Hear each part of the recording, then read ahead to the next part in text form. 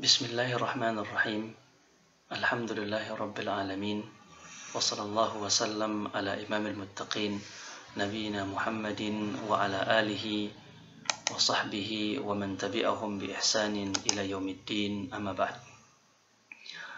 Abna'i wa tullabi rahimani wa rahimakumullahu jami'an, asakum tayyibin. Ya, semoga antum semua selalu berada dalam keadaan sehat walafiat, selalu berada dalam penjagaan serta barokah dari Allah Subhanahu wa taala. Amin ya rabbal alamin.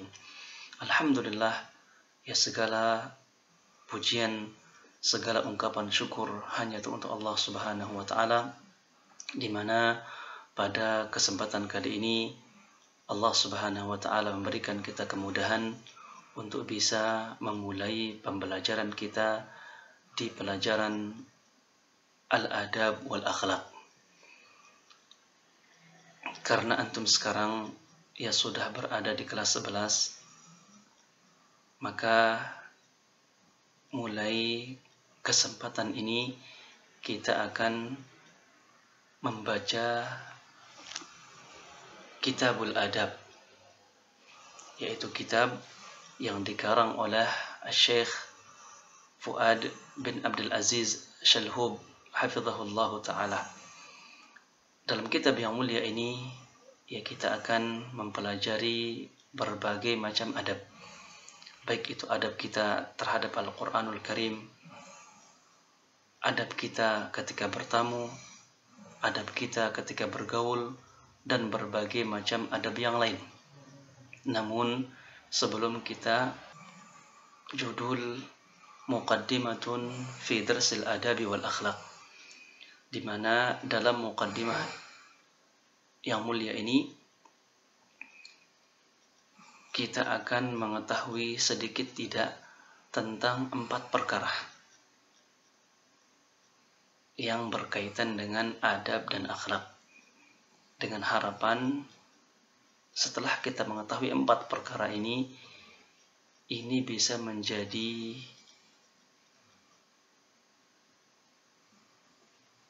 pembakar semangat kita. Kita akan lebih semangat dalam mempelajari adab-adab yang ada. 4 perkara ini ya kami paparkan dalam bentuk pertanyaan. Yang pertama, madza ta'ni kalimatul adabi wal akhlaq? Apa yang dimaksud dengan adab? Apa yang dimaksud dengan akhlak? Tentunya ya 2 kata ini bukanlah kata yang baru bagi kita. Namun walaupun demikian, ya banyak dari kita yang tidak mengetahui makna adab dan akhlak. Padahal kata-kata ini sering kita mendengarnya. Bahkan tak jarang juga kata-kata ini terucap dari lisan kita untuk kita berikan kepada orang lain. Yang kedua, limadza nata'addab? Ya kenapa kita harus beradab? Kenapa kita harus menjadi orang-orang yang beradab? Yang ketiga, ila man sanata'addab? Kepada siapa kita harus beradab? Kepada siapa kita berikan adab-adab kita tersebut? Dan yang terakhir, yang keempat, kaifa nahsul alal adabi wal akhlaq? Bagaimana cara kita untuk bisa menjadi orang-orang yang beradab atau orang-orang yang berakhlak? Abna'i wa tullabi rahimani wa rahimakumullahu jami'an, ya untuk mempersingkat waktu, ya kita langsung saja ke poin yang pertama. Madza ta'ni kalimatul adabi wal akhlaq? Apa yang dimaksud dengan adab dan akhlak? Adab secara bahasa, dia adalah jam'u adabin wa hiya khaslah. Secara bahasa, adab itu adalah jamak dari kata adab, yang bermakna khaslatun, sikap, perilaku, tata krama, dan yang lainnya. Adapun secara istilah, maka adab itu adalah ijtima'u khisalil khairi fil abdi, berkumpulnya perangai-perangai yang baik dalam diri seseorang. Kemudian yang kedua, al-akhlaq. Secara bahasa, dia adalah jam'u khuluqin wa hiya khaslah. Dia adalah jamak dari kata khuluq yang maknanya sama dengan makna adab, yaitu sikap, perilaku, dan yang lainnya. Adapun akhlak menurut istilah adalah ijtima'u khisalil khairi aw syarri fil abdi, yaitu berkumpulnya perangai-perangai yang baik dan buruk dalam diri seseorang. Abna'i wa tullabi rahimani wa rahimakumullahu jami'an, dari definisi yang ada, maka kita bisa menyimpulkan bahwasanya adab dan akhlak kalau dilihat dari segi bahasanya, maka ia adalah kata yang sama. Adapun kalau dilihat dari segi istilahnya, maka adab ini lebih khusus sifatnya daripada akhlak, atau sebaliknya akhlak itu lebih luas cakupannya daripada adab. Kenapa? Ya karena adab hanya berbicara tentang perangai-perangai yang baik saja, adapun akhlak itu mencakup perangai-perangai yang baik ataupun yang buruk dalam diri seseorang. Kemudian kita beranjak ke poin yang berikutnya, yang ketiga atau yang kedua. Limadza nata'addab? Ya kenapa kita harus beradab? Kenapa kita harus menjadi orang-orang yang beradab? Maka jawabannya, li'anna lil adabi fadaila katsiratan. Karena ya adab ini memiliki keutamaan yang banyak. Maksudnya orang-orang yang beradab, orang-orang yang baik akhlak dan budi pekertinya, itu akan disiapkan banyak keutamaan oleh Allah Subhanahu wa taala. Di antaranya minha, yang pertama, sahibul adabi wal akhlaq huwa akmalul mu'minina imanan. Orang yang baik akhlaknya adalah orang yang paling sempurna derajat keimanannya kepada Allah Subhanahu wa taala. Ini sesuai dengan sabda Nabi kita Muhammad sallallahu alaihi wasallam, akmalul mu'minina imanan ahsanuhum khuluqa. Sebaik-baik keimanan seorang mukmin atau orang mukmin yang paling sempurna imannya kepada Allah Subhanahu wa taala adalah ia yang paling baik akhlak serta budi pekertinya. Keutamaan yang kedua, bahwasanya sahibul adabi wal akhlaq athqalun nasi waznan yaumal qiyamah. Orang yang beradab adalah orang yang paling berat timbangan amal kebaikannya kelak pada hari kiamat. Sebagaimana sabda Nabi kita Muhammad sallallahu alaihi wasallam, "Ma min syai'in athqalu fi mizanil mu'min yaumal qiyamati min husnil khuluq." Tidak ada sesuatu yang dimiliki oleh seorang mukmin yang paling berat timbangan kebaikannya kelak pada hari kiamat melainkan dari akhlak atau budi pekerti yang baik. Keutamaan yang ketiga, bahwasanya sahibul adabi wal akhlaq huwa ahabbun nasi ila Rasulillah sallallahu alaihi wasallam wa aqrabihim ilaihi majlisan yaumal qiyamah. Bahwasanya orang-orang yang beradab, orang-orang yang berakhlak adalah orang-orang yang paling dicintai oleh Nabi kita Muhammad sallallahu alaihi wasallam dan yang paling dekat dengan beliau kelak pada hari kiamat.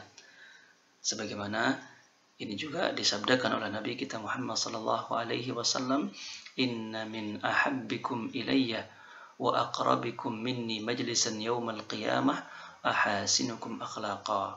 Sesungguhnya orang yang paling aku cintai dan orang yang paling dekat denganku kelak pada hari kiamat adalah orang-orang yang paling baik akhlak serta budi pekertinya. Abna'i wa tullabi rahimani wa rahimakumullahu jami'an. Adapun poin yang ketiga, ila man sanata'addab, kepada siapa kita harus beradab, kepada siapa kita harus berikan adab-adab kita. Maka jawabannya ketika para ulama kita menjelaskan tentang poin yang ketiga ini, atau berdasarkan poin yang ketiga ini, para ulama kita membagi adab itu menjadi 3 macam. Yang pertama, adabul abdi ma'allahi ta'ala, adab seorang hamba itu kepada Allah Subhanahu wa ta'ala. Dan ini yang paling utama. Adab yang kita miliki itu harus kita berikan yang paling utama kepada Allah Subhanahu wa ta'ala. Bagaimana caranya? Ya dengan kita berusaha untuk mentauhidkan Allah Subhanahu wa ta'ala. Kita berusaha untuk mengesahkan Allah Subhanahu wa ta'ala, baik itu dalam perbuatan-perbuatan Allah Subhanahu wa ta'ala, baik itu dalam ibadah-ibadah kita, ya begitu juga dalam nama-nama dan sifat-sifat Allah Subhanahu wa ta'ala. Dengan kita juga berusaha untuk tidak mensekutukan Allah Subhanahu wa ta'ala dalam perkara-perkara yang tadi. Yang kedua, adabul abdi ma'ar Rasul sallallahu alaihi wasallam. Setelah kita beradab kepada Allah Subhanahu wa ta'ala, ya kita wajib beradab kepada Nabi kita Muhammad sallallahu alaihi wasallam. Bagaimana caranya? Ya dengan kita menjadikan beliau sebagai suri tauladan kita, menjadikan beliau sebagai qudwah kita dalam beribadah kepada Allah Subhanahu wa ta'ala, atau menjalankan perintah-perintah Allah Subhanahu wa ta'ala. Yang ketiga, adabul abdi ma'al khalqi ajma'in. Setelah kita beradab kepada Allah Subhanahu wa ta'ala, kita beradab kepada Nabi kita Muhammad sallallahu alaihi wasallam, kemudian kita beradab kepada sesama makhluk, baik itu sesama manusia, adapun kepada makhluk-makhluk yang lainnya. Abna'i wa tullabi rahimani wa rahimakumullahu jami'an. Adapun yang terakhir, poin yang keempat, kaifa nahsul 'alal adab. Bagaimana cara kita menjadi orang-orang yang beradab? Bagaimana cara kita agar kita berusaha untuk bisa menjadi orang-orang yang baik akhlak serta budi pekertinya? Di sini yang pertama dengan berilmu, dengan kita mempelajari adab-adab tersebut, baik yang ada dalam Al-Quranul Karim ataupun dalam hadis-hadis Nabi kita Muhammad sallallahu alaihi wasallam. Karena hanya dengan ilmu kita akan mengetahui ini adab yang baik, akhlak yang baik, dan ini adab yang buruk, dan ini akhlak yang buruk. Kemudian yang kedua, kita jangan lupa berdoa kepada Allah Subhanahu wa ta'ala. Dengan kita memperbanyak doa, minta kepada Allah Subhanahu wa ta'ala agar Allah menjadikan kita orang-orang yang beradab. Dan ini sebagaimana dicontohkan oleh Nabi kita Muhammad sallallahu alaihi wasallam. Dalam hidup beliau, lisan beliau tidak pernah kering dari berdoa kepada Allah Subhanahu wa ta'ala agar Allah menjadikan beliau orang-orang yang baik akhlak serta budi pekertinya. Dan di antara doa yang Nabi kita ajarkan kepada kita, yang pertama, Allahumma hassanta khalqi fahassin khuluqi. Ya Allah, Engkau telah memperbagus penciptaanmu untukku, maka perbaguslah akhlakku. Kemudian yang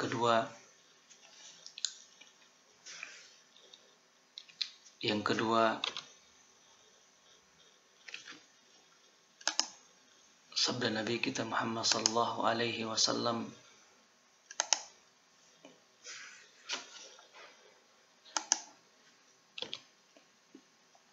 Allahumma hdina li ahsan akhlaqi fa innahu la yahdi li ahsaniha illa anta wasrif anna sayyi'aha fa innahu la yasrif anna sayyi'aha illa anta. Ya Allah, berikanlah aku petunjuk menuju akhlak yang baik, karena sungguhnya tidak ada seorang pun yang bisa menunjukkan kepadaku akhlak yang baik kecuali engkau, dan palingkanlah dariku akhlak-akhlak yang buruk, karena sungguhnya tidak ada seorang pun yang bisa malingkan dariku akhlak yang buruk kecuali engkau. Abna'i wa tullabi rahimani wa rahimakumullahu jami'an. Ini dia 4 perkara yang begitu penting, yang begitu berharga untuk kita ketahui terlebih dahulu ya, sebelum kita mulai ya bacaan kitab kita di kitab Al-Adab. Semoga ada manfaatnya. Wassallallahu wasallam ala imamil muttaqin nabiyina Muhammad wa ala alihi wa sahbihi ajma'in. Wassalamualaikum warahmatullahi wabarakatuh.